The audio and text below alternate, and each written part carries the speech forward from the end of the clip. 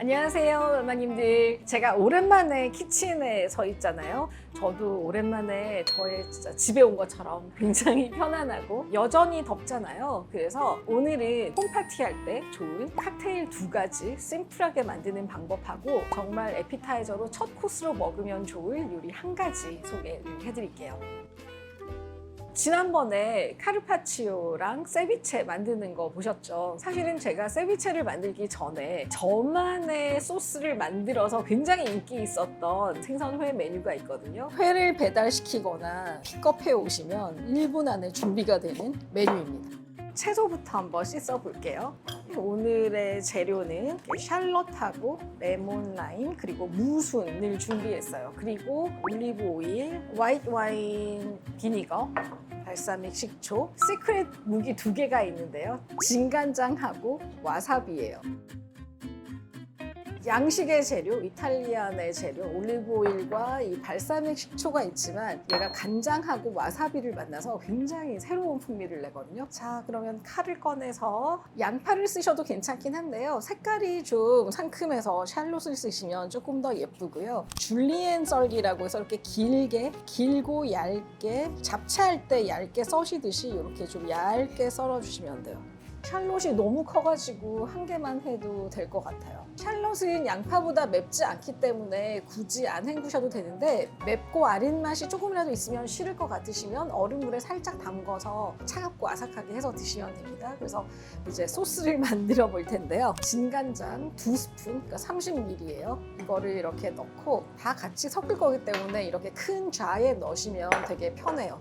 이 와사비 종류 중에는 이렇게 팩으로 된 게 진하고 맛있더라고요. 조금 더 생와사비 같은 느낌이 있어서 와사비도 1스푼 정도 넣은 것 같아요. 이 와사비는 나중에 하면 잘 안 풀어지기 때문에 간장인 상태에서 여기 이렇게 풀어줍니다. 자, 여기까지 하면 약간 일식 같은 느낌이겠죠. 근데 여기에다가 발사믹 식초를 6스푼 정도, 90ml 정도, 화이트 와인 식초를 넣어야 향이 좋고요. 라임즙 한 3분의 1 분량, 레몬즙도 3분의 1 정도 분량. 신맛을 내는 재료를 좀 다양하게 넣으면 풍미가 좀 좋아지거든요.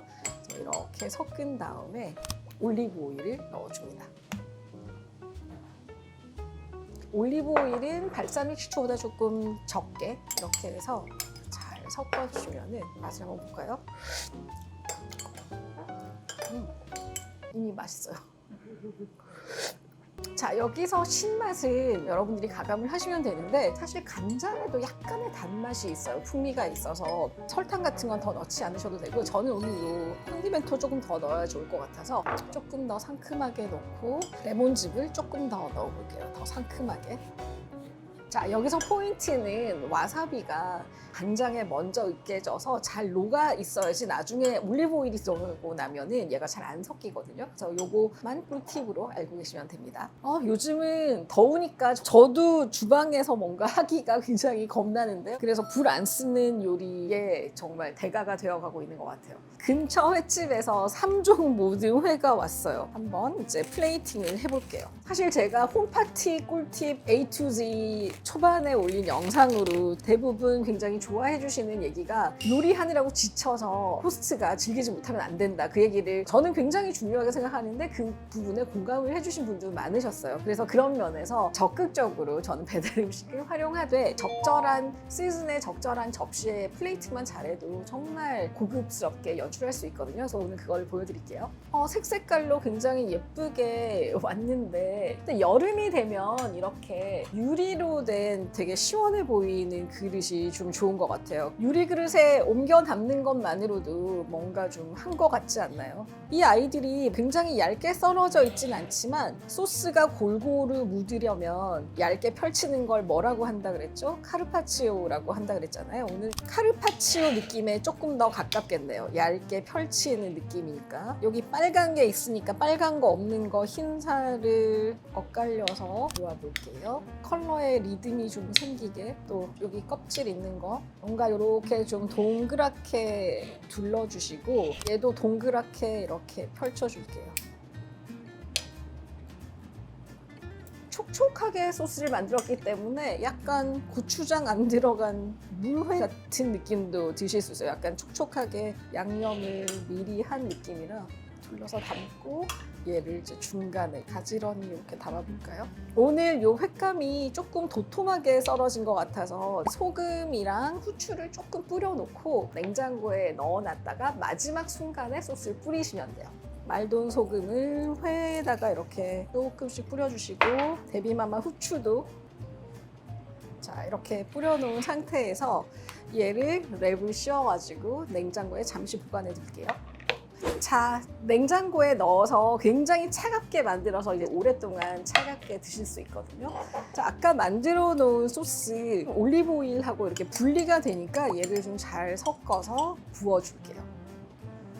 약간 넉넉하게 부어주시면 돼요. 이게 간장이 들어갔지만 많이 안 들어갔기 때문에 초간장 물회 같은 느낌으로 그래서 얘는 회 한 점, 무순 한 점, 샬롯 한 점 이렇게 얹어서 이렇게 한 입에 드시면 굉장히 상큼한 파티 메뉴가 된답니다. 그래서 강추드리고요.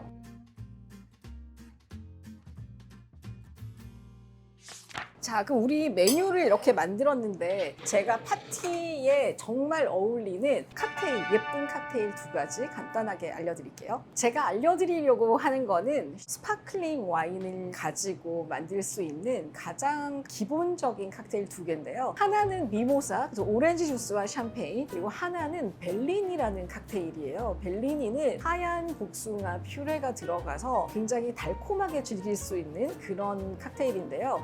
이 칵테일은 베니스의 해리스바에서 만들어졌대요. 해리스바 어디서 들어본 것 같지 않으세요? 카르파치오를 만들어줬던 바가 해리스바였어요. 거기 주인이 주세페 치플리아니는 정말 크리에이티브한 사람인 것 같았어요. 그래서 복숭아가 제철일 때 복숭아를 따다가 갈거나 아니면 퓨레를 만든 다음에 그 퓨레에다가 스파클링 와인을 섞어가지고 그 핑크색 달콤한 칵테일을 만들었는데 카르파치오도 화가 이름이었잖아요. 벨리니도 화가의 이름을 따서 이 핑크색 칵테일을 만들었는데 이게 너무 인기가 많아서 관광객이 많이 몰려서 베니스에서도 국가유산 이런 걸로 지정을 했다고 하더라고요. 근데 퓨레를 만드는 거를 보여드릴까 했는데 만들어진 게 있더라고요. 굉장히 농축해둔 시럽 같은 느낌인데 복숭아 향이 확 나요. 그래서 잔에 따르기 좋게 얘를 비커에다가 좀 따라 놓고요. 농축액이라서 엄청 달더라고요. 샴페인 준비해놨고요. 오렌지 주스와 복숭아 베이스 이렇게 준비해놨어요. 근데 이전에 칵테일은 뭔가 위에 약간 장식이 있으면 좋잖아요. 그래서 제가 장식하는 거 한번 보여드릴게요. 왠지